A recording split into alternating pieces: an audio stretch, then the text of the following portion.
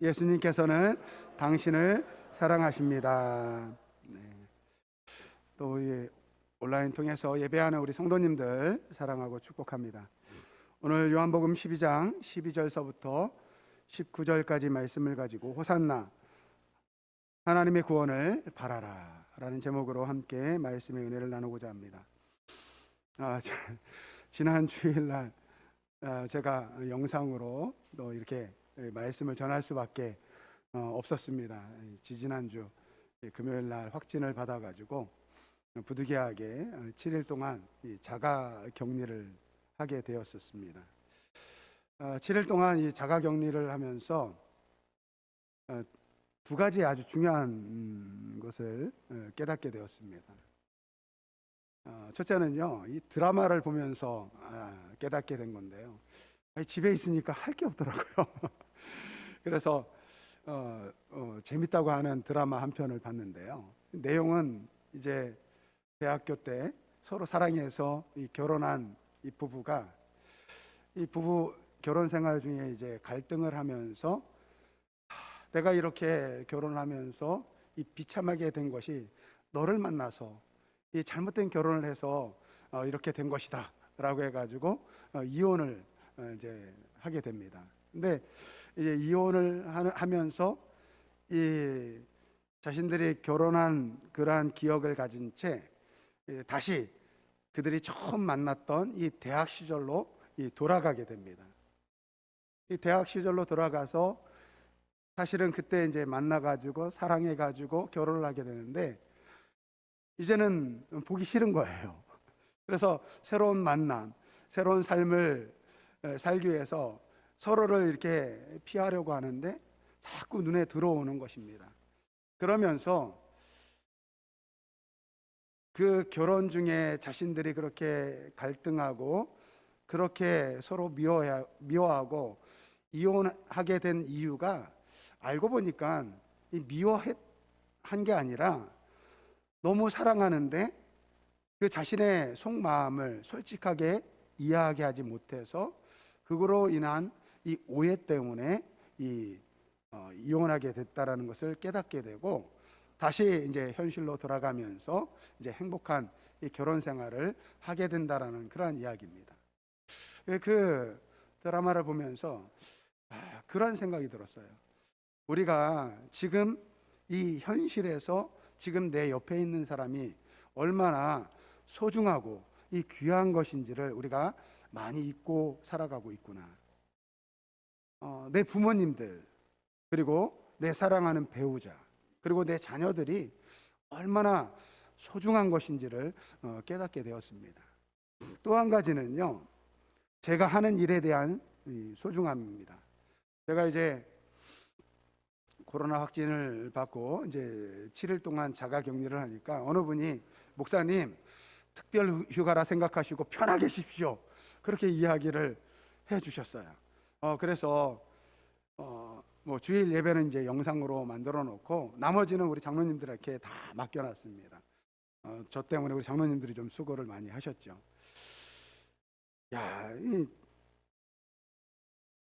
매일 교회에 와서 말씀을 준비하고 이 설교를 하던 사람이요, 처음에는 참 편했습니다.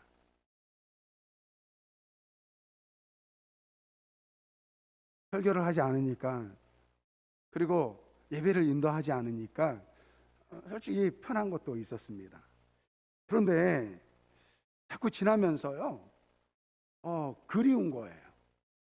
교회에서 와서 생활을 하고 또 말씀을 준비하고 또 우리 성도님들을 생각하면서 말씀을 준비하는 그 일이 얼마나 소중한 것인지를 깨닫게 되었습니다.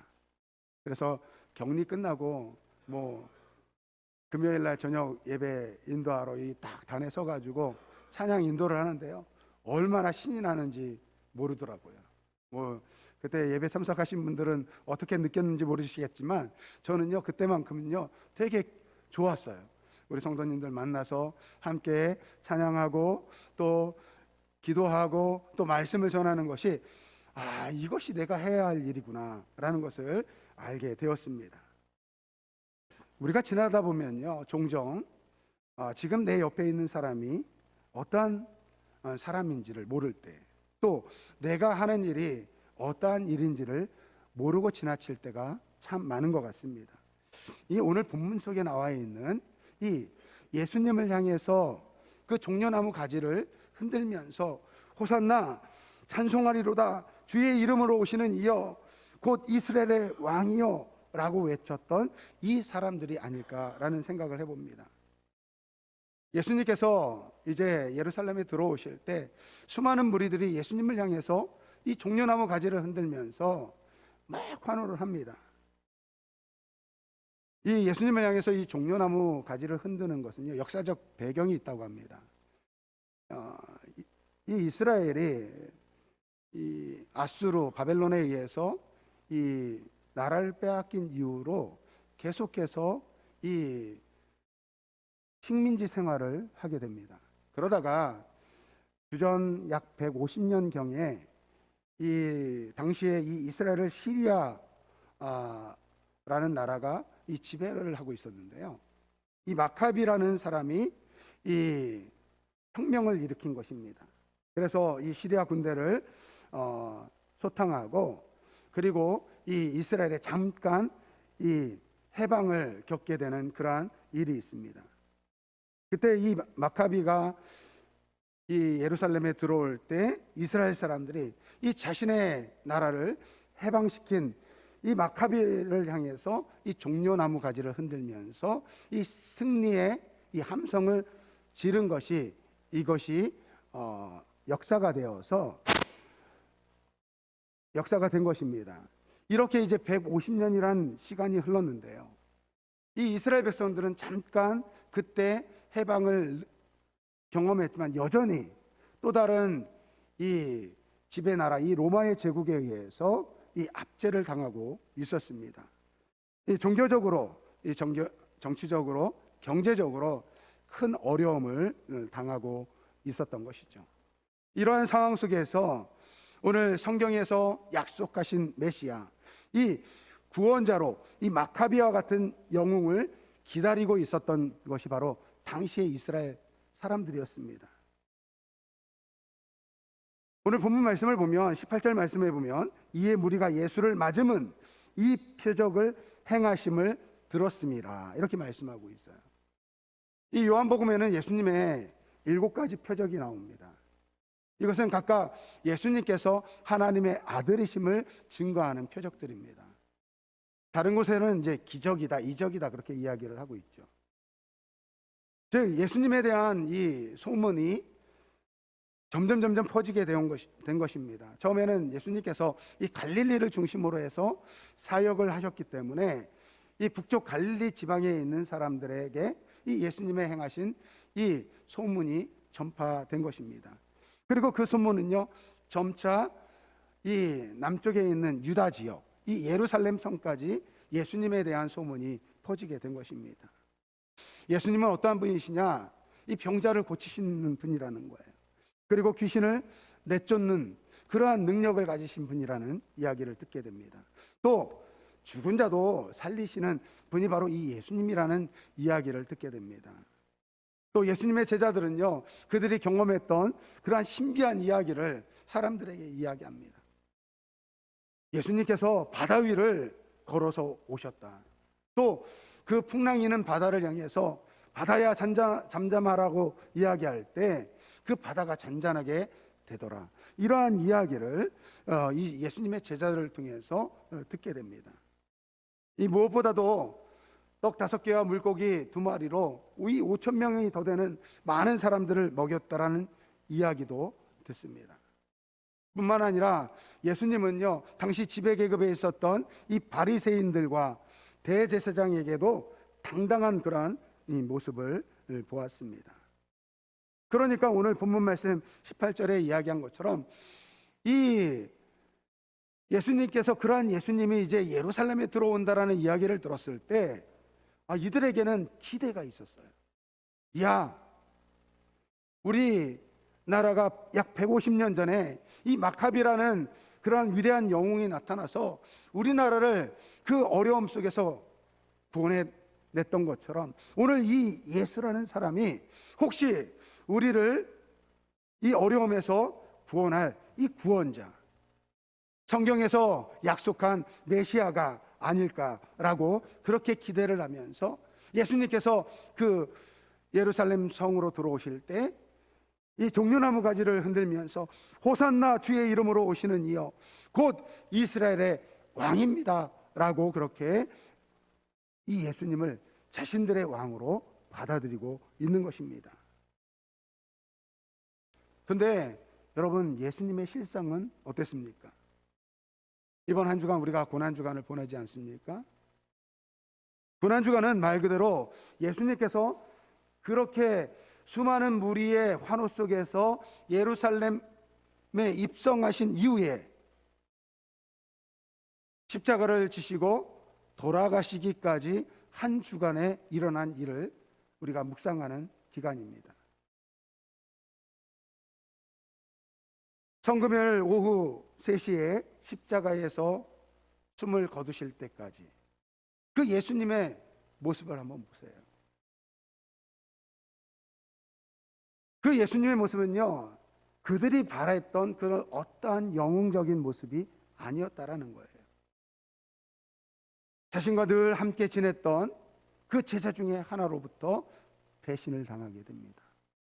그리고 그를 따랐던 그 자기 생명을 들여서 예수님을 지키겠다고 이야기했던 그 예수님의 제자들마저도 예수님을 다 떠납니다. 그리고 바리새인과 대제사장들의 그러한 그 음모 속에서 아무 말 대꾸하지 못하고 그냥 그렇게 죄인처럼 잡혀서 자신을 조롱하고 욕하는 사람들에게 아무런 대항도 하지 못합니다. 십자가에, 심지어 십자가 위에서 달린 그 제수까지도 예수님을 향해서 욕합니다.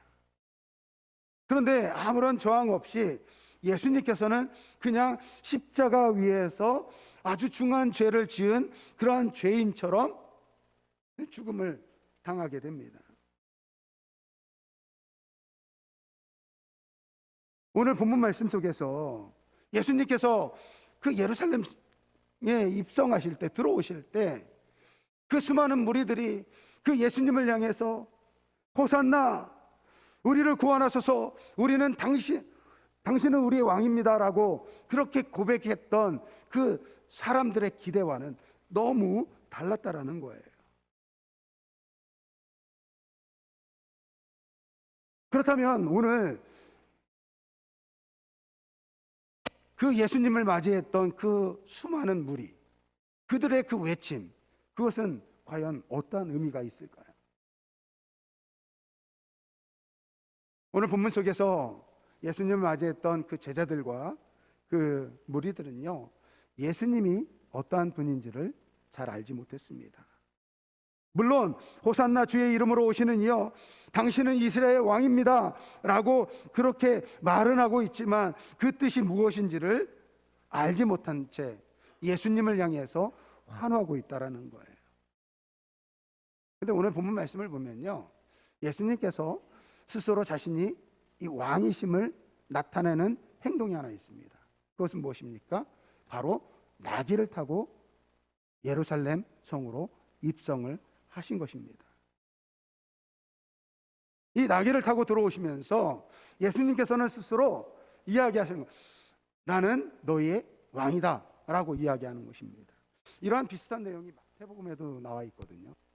마태복음은 각 복음서, 마태, 마가, 누가, 요한복음은요, 이 땅에 오신 예수님을 그 저자들이 각자 자신들이 바라보는 그러한 예수님을 소개를 하고 있습니다. 특별히 마태복음은요, 이 땅에 오신 예수님을 왕으로 소개를 하고 있습니다. 그래서 이 마태복음에는 다른 복음서에서 소개되지 않는 한 가지 내용이 있는데, 그것은 예수님께서 이 땅에 태어나셨을 때 이 동방에서 이 별을 관찰하던 이 박사들이 예수님께 찾아 나와서 3가지 예물을 드리면서 유대인의 왕으로 나신 이에게 이 경배하는 사건이 나옵니다. 그러니까 오늘 본문 말씀하고 이 마태복음에 이 동방에서 온 박사들이 예수님께 이 땅에 오신 그 왕으로서, 예수님을 왕으로서 인정하면서 그 예물을 드립니다. 근데 저는 이 말씀을 가만히 묵상하면서 그런 생각이 들어요. 만약에 예수님이 진짜 만왕의 왕이시고 이 땅에 오신 정말 왕이시라면 너무 볼품이 없지 않습니까? 아니, 이왕이면요, 정말 만왕의 왕이시라고 한다고 한다면 그에 걸맞는 그 모습으로 나와야 되지 않습니까? 여러분, 우리나라 이제 대통령이 이제 5월 10일 날 이제 죄로 취임을 하게 되잖아요. 선거가 딱 끝나고 이 당선인이 되니까요, 뉴스에서 그런 이야기 하더라고요. 이제는 당선인으로서 대통령과 같은 예우와 그러한 그 경호를 해준다, 그렇게 이야기하지 않습니까? 그러니까 사람은요, 그에 걸맞는 그러한 모습이 필요한 거예요. 오늘 예수님이 만약에 정말 만왕의 왕이라고 한다고 한다면, 아니, 나귀 새끼를 타고 오는 모습이 얼마나 웃깁니까? 물론 또한 그 동방에 있는 박사들이 예수님께 찾아와 가지고 그 황금과 위안과 모략을 예수님께 드렸습니다. 물론 그 값진 거예요. 하지만 정말 예수님께서 만왕의 왕이라고 생각한다면 그거 부족한 거잖아요. 그런데 이 두 가지 사건은요, 공이 예수님께서 이 땅에 오신 왕이시라는 것을 증거하고 있다는 거예요.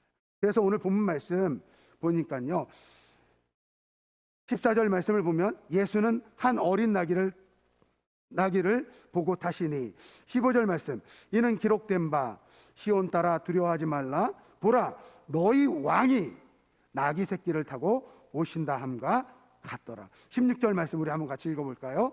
제자들은 처음에 이 일을 깨닫지 못하였다가 예수께서 영광을 얻으신 후에야 이것이 예수께 대하여 기록된 것임과 사람들이 예수께 이같이 한 것임이 생각났더라. 오늘 예수님은요, 스스로 나귀의 새끼를 타고 오시면서 이야기하는 거예요. 봐라, 내가 너희의 왕이다.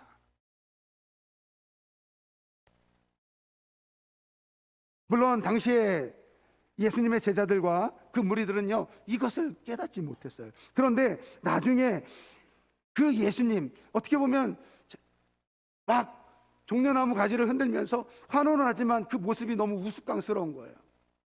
그런데 그 모습이 진정 예수님이 이 땅에 오신 만왕의 왕이시라는 것을 증거하는 것임을 나중에 깨닫게 되었다라는 거예요.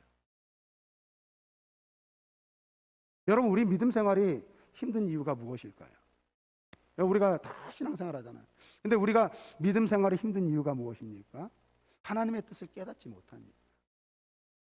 여러분, 아브라함이 하나님의 말씀을 듣고 이제 그 신앙의 여정을 갑니다. 아버지와 본토 고향을 떠나서 내가 지시하는 땅으로 가라, 그렇게 말씀하셨어요. 근데 성경을 보면요, 아브라함이 어디로 가야 할지를 모릅니다. 분명히 하나님의 말씀을 듣고 아버지와 그 고향을 떠났는데 어디 가야 될지 모르는 거예요. 여러분, 여기에 우리 신앙의 어려움이 있다는 것입니다. 그런데 이 아브라함이 우리에게 보여주는 가장 중요한 교훈은 무엇이냐면, 비록 보이지 않지만 그 하나님의 말씀을 믿고 의지하고 인내하는 것, 이것이 믿음 생활이고 이것이 곧 우리에게 승리를 준다라는 것입니다. 오늘 본문 말씀 속에서 이 예수님을 향해서 당신은 우리의 왕입니다, 우리를 구원하셔서, 이들의 말은 틀린 말은 아닙니다. 분명히 예수님은 만왕의 왕으로 오신 하나님의 구원을 이루실 구원자이십니다. 문제는 그 예수님을 맞이하는 그들이 생각하는 그 메시아, 그 예수님과 하나님께서 이루시고자 하는 그 메시아의 모습이 달랐다라는 거예요. 그래서 그 예수님께서 십자가에 돌아가시는 그 모습을 보면서 그들은 예수님을 향해서 절망하고 예수님을 떠나고 또 그러한 예수님을 원망하고 저주하는 사람으로 바뀐 것입니다. 그러니까 오늘 이 예수님께서 들어오실 때 그 예수님을 향해서 호산나, 우리를 구원하십시오, 당신은 우리의 왕입니다 라고 하는 이들의 외침은요, 어쩌면 의미를 모르는 그러한 외침일 수 있다라는 거예요. 그런데 여러분, 이 외침이 중요합니다. 누가복음 19장 말씀을 보면 이게 병행 구절이거든요. 그러니까 오늘 이 요한복음 12장에 똑같은 내용이 누가복음 19장에도 나옵니다. 예수님께서 들어오실 때 예수님의 제자들과 무리들이 예수님을 향해서 환호하면서 호산나라고 외치니까요, 그들 중에 바리새인들이 이야기를 합니다. 당신의 제자들한테 좀 제재를 하십시오.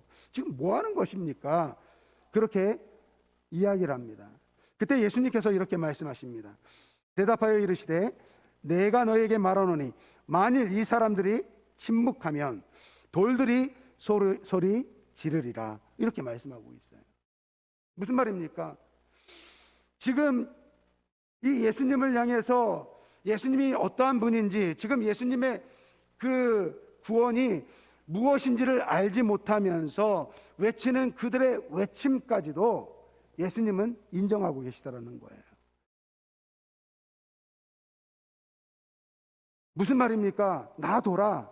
저들이 외치지 않으면 내가 돌들을 통해서 내가 구원자임을 증거하게 하겠다. 무슨 말입니까? 그들이 비록 의미를 알지 못하고 내가 누구인지 알지 못하고 호산나라고 외치지만 그 외침 속에서 그래 맞다, 나는 너희의 왕이다, 너희는 나를 향해 마땅히 구원을 갈망해서 소리 외쳐야 할 것이다 라고 오늘 주님께서 말씀하고 있는 것입니다. 왜냐하면 예수님이 바로 그들이 원하는 참된 메시아, 구원자이기 때문에 그렇다라는 거예요. 오늘도 수많은 사람들이 예수님께 찾아 나와서 호산나, 우리를 구원하여 주소서라고 외치고 있습니다. 그 외침은요, 이 예수님을 향해서 우리를 구원하소서, 이 외침 속에는요, 우리의 필요를, 우리의 연약함 때문에 외치는 그러한 구원의 소리가 많을 것입니다. 어떤 분들은요, 질병을 위해서 예수님 나를 구원해 주십시오 라고 외칠 것입니다. 또 어떤 분들은요, 자기가 계획하고 있는 사업을 위해서 예수님 저를 도와주십시오, 그렇게 예수님의 구원을 바랄 것입니다. 또 어떤 분은요, 가정과 자녀를 위해서 예수님 우리를 구원해 주십시오 라고 외칠 것입니다. 외치시기를 바랍니다. 예수님이 우리의 구원자라고 외치시기를 바랍니다. 요한복음 14장 14절 말씀을 보면 내 이름으로 무엇이든지 내게 구하면 내가 행하리라, 이렇게 말씀하고 있어요. 무슨 말입니까? 너희가 무엇이든지 내 이름으로 구하면 내가 다 이루어 주리라 라고 말씀하고 있는 것입니다. 예수님은 우리의 구원자세요. 우리의 가정을 구원하실 분이 바로 우리의 예수님이신 줄 믿으시길 바랍니다. 이 험악한 세상 속에서 우리의 다음 세대를 구원하실 분은요, 예수님밖에 없습니다. 나의 질병, 내가 가지고 있는 여러 가지 고난과 고통의 문제, 이것을 구원해 주실 분은 바로 예수님밖에 없다라는 거예요. 그런데 여러분들, 우리가 한 가지 기억해야 할 것은요, 그것이 전부가 아니라는 거예요. 물론 우리가 우리의 기도를 들어주세요, 우리를 구원해 주실 줄 믿습니다. 병에서 구원해 주시고요, 우리의 자녀의 문제에서 구원해 주시고, 우리의 사업의 문제, 직장의 문제에서 구원해 주실 것입니다. 그러나 예수님께서 진정으로 우리에게 주시고자 하는 구원의 참된 의미는 그것이 아니라는 거예요. 여러분, 오늘 예수님을 향해서 호산나라고 외쳤던 그들은요, 일주일이 안 돼서 예수님을 죽여달라고 하는 그러한 폭도로 바뀌었습니다. 왜 그렇습니까? 예수님의 구원이 무엇인지를 몰랐기 때문에 그렇습니다. 예수님께서 지금 이 고난의, 이 십자가의 고난의 길을 통해서, 그 십자가에서 고난당하시고 죽음을 통해서 주시고자 하는 참된 구원의 뜻을 몰랐기 때문에 그렇게 바뀌었다라는 거예요.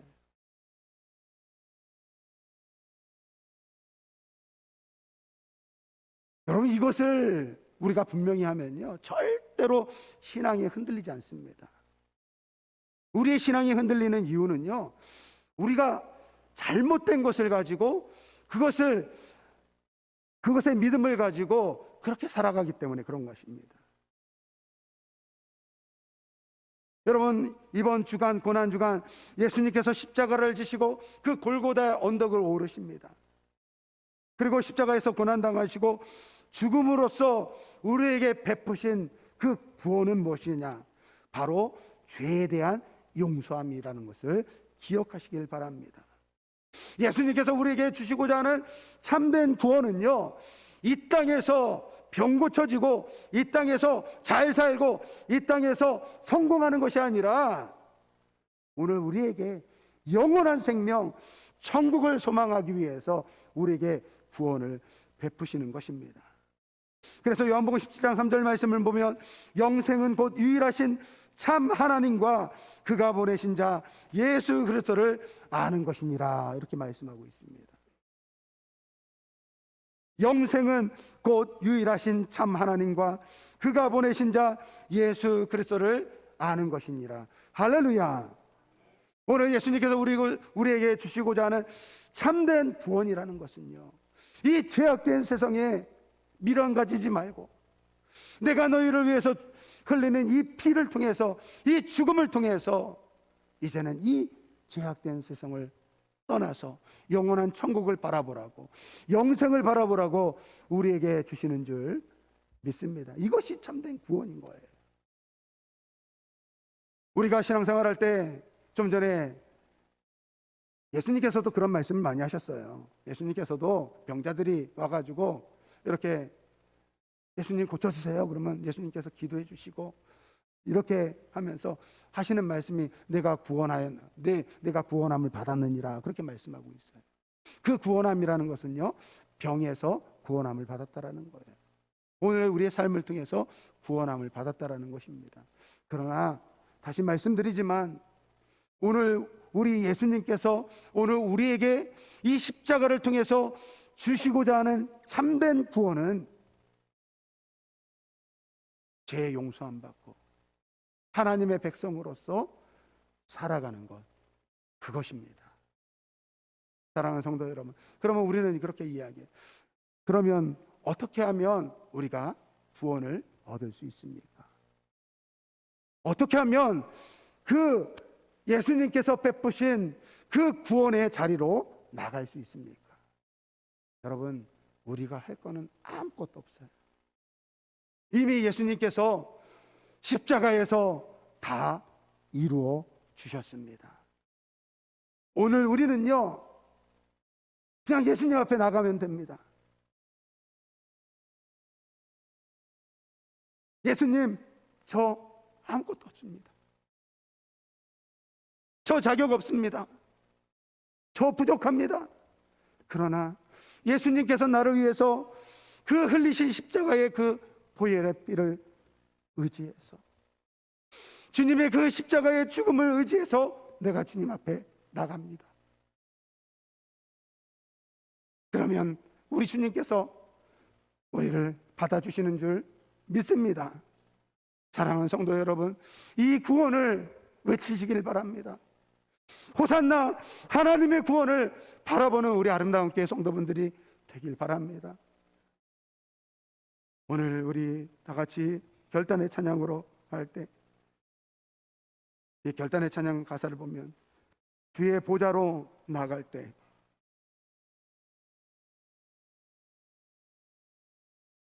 어떻게 나아가야 할까? 우리가 주님 앞에 나갈 때 뭔가 내가 주님을 위해서 뭔가를 해야 될 것처럼 생각을 해요. 내가 이러한 모습으로 주님 앞에 나갈 수 있을까? 나를 구원한 주의 십자가, 그것을 믿으며 가네. 그렇습니다. 나를 구원한 그 십자가, 이것 하나 바라보고 가는 것입니다. 주의 보좌로 나아갈 때 나 여전히 부족하나, 나를 부르신 주의 그 사랑, 그것을 믿으며 가네. 할렐루야. 자격 없는 내 힘이 아닌 오직 예수님의 보혈로, 자격 없는 내 힘이 아닌 오직 예수님의 보혈로, 십자가의 보혈, 완전한 사랑 힘입어 나갑니다. 사랑하는 성도 여러분, 이번 한 주간, 본 한 주간 지나면서 오늘 예수님께서 우리에게 주신 이 구원은요, 우리의 인생의 문제뿐만 아니라 우리의 영혼의 문제를 해결해 주시는 이 구원의 메시지인 것입니다. 이미 예수님께서 이 고난주간을 통해서 십자가에 못 박혀 돌아가심으로써 우리에게 모든 구원을 이루어 주셨습니다. 이제는 그 십자가 앞으로 나아가시길 바랍니다. 십자가만을 바라보고 나를 위해서 흘리신 그 예수님의 보혈을 바라보면서 주님 앞에 나아가길 바랍니다. 거기에 하나님의 용서가 있고 하나님의 위로가 있고 하나님의 역사가 나타나는 것이고, 그곳에서 참된 생명이 우리에게 주어지는 것입니다. 이제 우리 한번 같이 결단의 찬양, 예수의 피를 힘입어 이 찬양 드리겠습니다.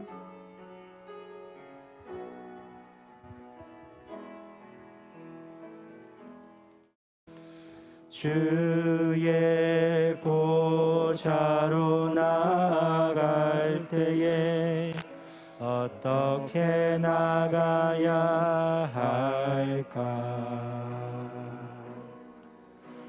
나를 구원한 주의 십자가, 그것을 믿으며 가네. 믿으며 가네. 주의 보좌로 나아갈 때에, 주의 보좌로 나아갈 때에 나 여전히 부족하나 나 여전히 부족하나 나를 품으신 주의 그 사랑, 나를 품으신 주의 그것을 사랑, 믿으며 가네. 그것을 믿으며 가네. 자격 없는 내 힘이 아닌, 우리는 아무런 자격이 없지만 우리 주님께서 십자가에서 이미 다 이루어 주셨습니다.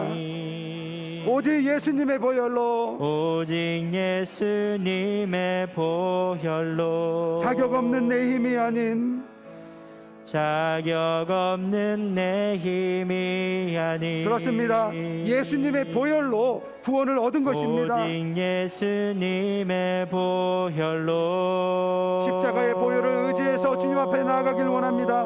이렇게 소원하며 찬양합니다. 십자가의 보혈,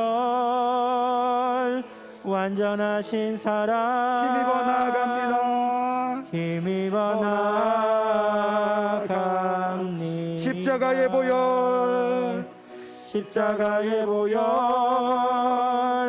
완전하신 사랑 힘입어 예배함. 우리 다시 한번 찬양합니다. 주의 보좌로 나갈 때, 주의 보좌로 나아갈 어떻게 때에 나가야 할까? 어떻게 나가야 할까? 나를 구원한 주의 십자가, 나를 구원한 주의 십자가, 그것을 믿으며 그것을 가네. 믿으며 가네. 주의 보좌로 나아갈 때에 주의 보좌로 나 여전히 나아갈 부족하나, 때에 나 여전히 우리가 부족해도 주님 앞에 나가면 그대로 우리 주님께서 우리를 받아주십니다. 나를 품으신 주의 그 사랑, 그것을 믿으며 그것을 가네. 믿으며 가네. 자격 없는 내 힘이 아닌 오직 예수님의 보혈로, 자격 없는 내 힘이 아닌, 자격 없는 내 힘이 아닌 오직 예수님의 보혈로, 오직 예수님의 보혈로 십자가의